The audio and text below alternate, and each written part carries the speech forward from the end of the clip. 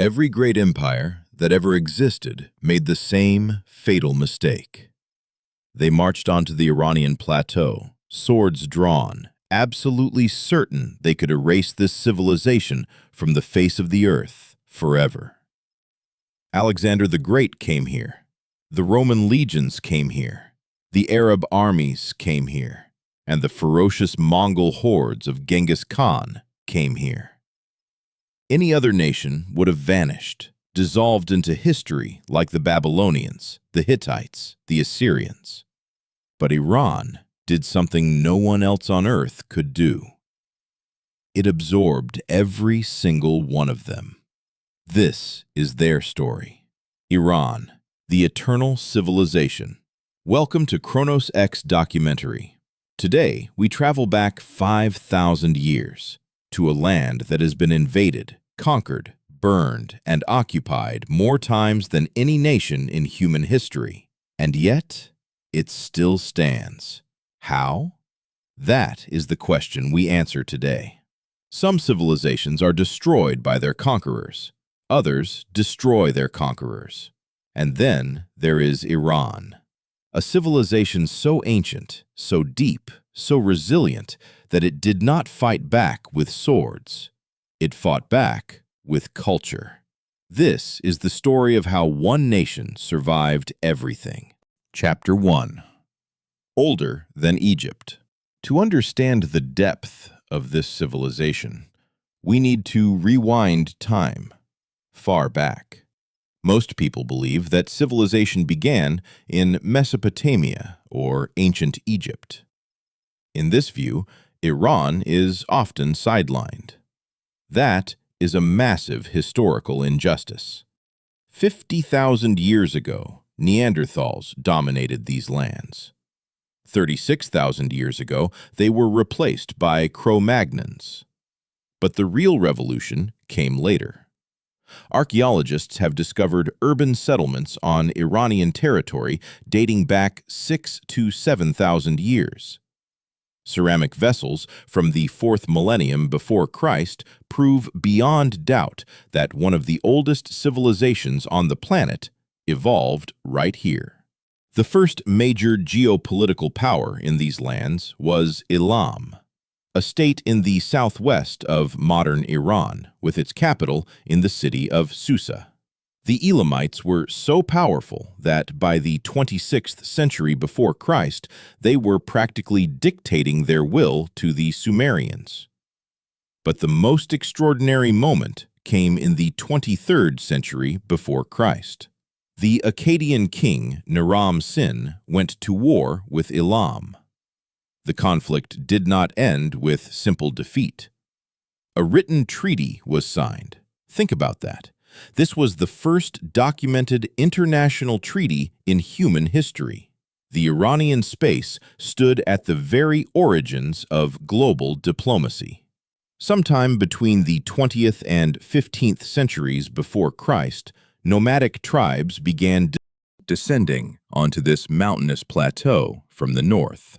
They belonged to the Indo-European family. Their ancient language was a direct relative of Latin, Greek, and the languages spoken across all of Europe today. Settling on these lands, they began calling themselves Aryans, meaning noble, and they named their homeland Aryanum Vaija, the land of the Aryans. Over time, this word became the name we know today, Iran. Chapter 2. They invented time. It was right here, in these harsh mountains and deserts, that the primary weapon of the Iranians was born. It was not chariots, nor was it bows. It was ideology. Long before Christianity, long before Islam, a religion was born on the Iranian plateau that turned human consciousness upside down. Zoroastrianism. For the ancient Iranian, life was not a series of meaningless accidents. The universe was perceived as the battlefield of a total, uncompromising war between Ahura Mazda, the god of light, truth, and order, and Ahriman, the spirit of absolute evil, lies, and darkness. This concept gave the nation phenomenal unity. But Zoroastrianism did something even more powerful. It was the first tradition in history to declare time does not move in a circle. Time is linear. The world had a beginning, and it will have an inevitable end. A final battle between light and dark. A last judgment. This idea conquered the world. When the Persians conquered Babylon in the 6th century before Christ, they liberated the Jews who were languishing there in captivity. During 2 centuries of close contact, Jewish thinkers adopted from the Zoroastrians the concept of linear time and the final judgment. Later, this doctrine flowed into Christianity and Islam. Friedrich Nietzsche himself acknowledged that Iran played the key role in discovering linear time, the very coordinates within which we still think today. Chapter 3. Half the world, one king. The first truly great state of the Aryans was Media, formed in 670 before Christ. The Medes managed to destroy the formidable Assyrian Empire, but their dominance was cut short by their own relatives, the Persians. In 550 before Christ, a man named Cyrus the Great united his 2 peoples. Cyrus was different from the tyrants of the past. When conquering Lydia, the Greek city-states, or Babylon, he did not destroy their temples. He did not enslave their populations. He built an empire on respect. His successor, Darius I, expanded the borders from Egypt to the Indus Valley. Nearly 50 million people, half the population of the earth at that time, lived under Persian rule. But history does not forgive weakness. Cyrus the Great ventured into Central Asia to wage war against the Masagetai tribe. And there, the greatest emperor met his end. According to Herodotus, the leader of the Masagetai, Queen Tomyris, seeking revenge, ordered her men to find the body of Cyrus. She cut off his head and threw it into a leather sack filled to the brim with human blood, declaring, "You thirsted for blood. Now drink your fill." And yet, the empire lived on. We are used to thinking that the famous Greco-Persian wars, the ones with the 300 Spartans, crushed the Persians. That is a Western myth. Yes, the Greeks defended their independence, but for the giant Achaemenid Empire, losing a couple of fringe cities was like a mosquito bite. The Persians changed tactics. They began funding first Athens, then Sparta, pitting the Greeks against each other. In 387 before Christ, the exhausted Greeks were forced to sign a humiliating treaty on the terms of the Persian king Artaxerxes. What the Persians could not take with a massive army, they bought. Persia became the undisputed master of Greece without firing a... Chapter 4. Alexander the Great. The real catastrophe came later. The Achaemenid Empire grew to such massive proportions that a weak central government could no longer control dozens of different nations. A young, ambitious king from Macedonia took advantage of this. Alexander. In 330 before Christ, Macedonian phalanxes ruthlessly crushed the Persian army. Alexander burned the magnificent Persepolis. It seemed the 1,000-year history of Iran was finished. And that is exactly when the Iranian survival mechanism kicked in. Eastern culture began to methodically devour its Western conquerors. Alexander himself started wearing Persian clothes. He adopted Persian court etiquette. In the 3rd century before Christ, the Parthians kicked the Greeks out and created the Parthian Empire. For 5 centuries, the Parthians successfully stood their ground against the Roman Empire itself, dealing crushing defeats to the legions in the Middle East. Then, in the year 224, a new golden age arrived. The Sassanid dynasty took power. They created a fiercely centralized state where Zoroastrianism became the official doctrine. Sassanid Iran was a superpower that waged grueling wars for almost 400 years, first with Rome, then with Byzantium. But these centuries of endless warfare bled Iran dry. Chapter 5. conquerors became Persian. By the mid-7th century, the Sassanid Empire was a bleeding giant. A new force emerging from the deserts of Arabia capitalized on this, the Arab Caliphate. In 651, the Persian capital fell. The last Shah of the Sassanid dynasty was treacherously murdered. All of Iran fell under Arab rule. The Arabs brought a new religion, Islam, and a new language. Zoroastrianism, which had fueled the Iranian spirit for millennia, began to fade. For any other culture, this would have meant the total erasure of identity, just as it happened with Egypt or Syria, which became permanently Arabized. But the Persians did it again. The Islamic Caliphate began to rely heavily on Persian bureaucrats, scholars, and poets. Arab caliphs adopted Persian methods of governance. The Farsi language did not just survive, it outlived dozens of empires, and the greatest scientific treatises and poems continued to be written in it. Chapter 6: The Mongol Rulers. After the Arabs, a true apocalypse crashed down upon Iran. In the year 1220, Genghis Khan arrived from the steppes of Central Asia.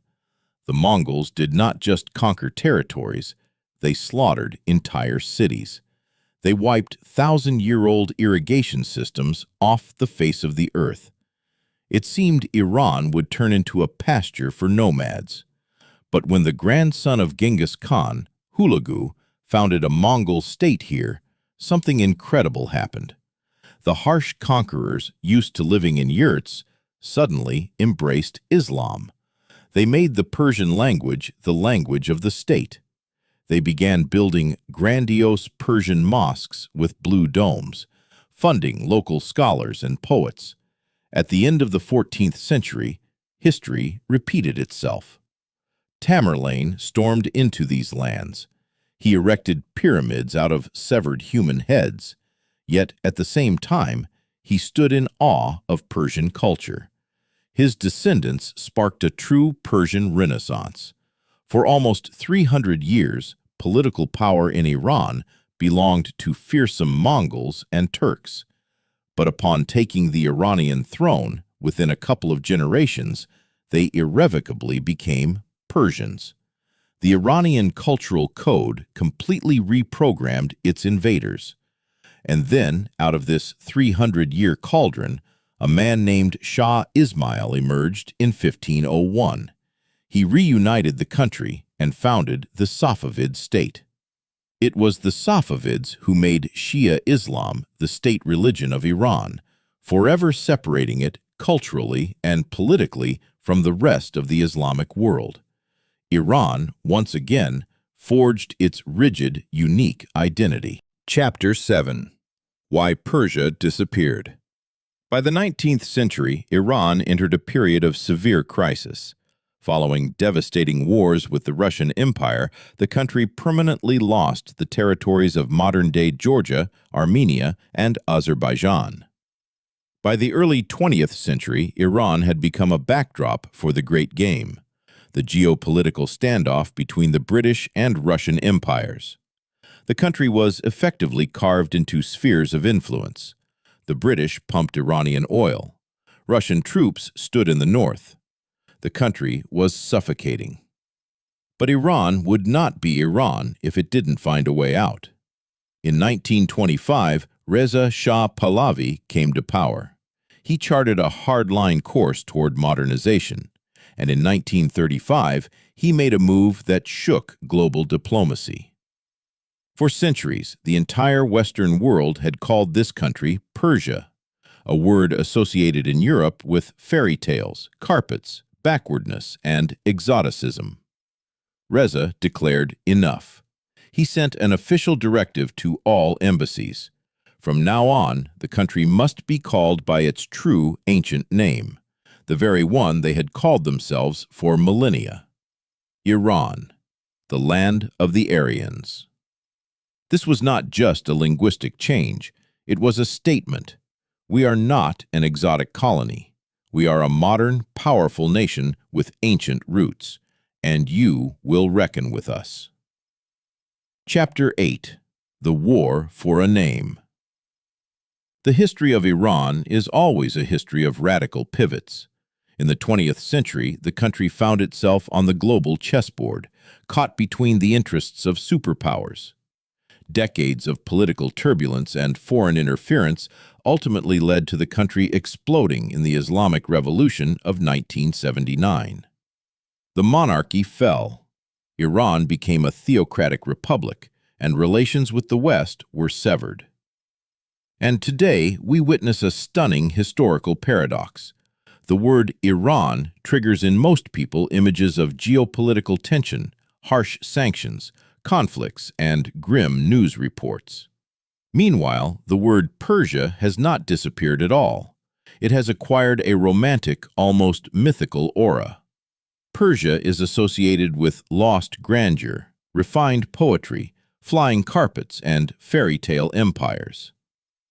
Two names, one land, and a constant, relentless struggle over exactly how it will be remembered. Over its 5,000-year history, this culture developed the ultimate mechanism for survival. When clashing with Macedonians, Arabs, or Mongols, they did not disappear. They absorbed their conquerors, reshaping them to fit their own mold. They stood at the origins of civilization itself and invented the time in which we live. But perhaps their greatest battle is taking place right now, because sometimes hidden behind the simple name of a country is a quiet, invisible war, a war between who we were in the past, who we are today, and how the world wants to see us. Iran, the eternal plateau. The eternal civilization, 5,000 years old and still standing. Thank you for watching ChronosX Documentary. If this journey through history moved you, like, subscribe, and turn on notifications, because the past is closer than you think. We'll see you in the next one.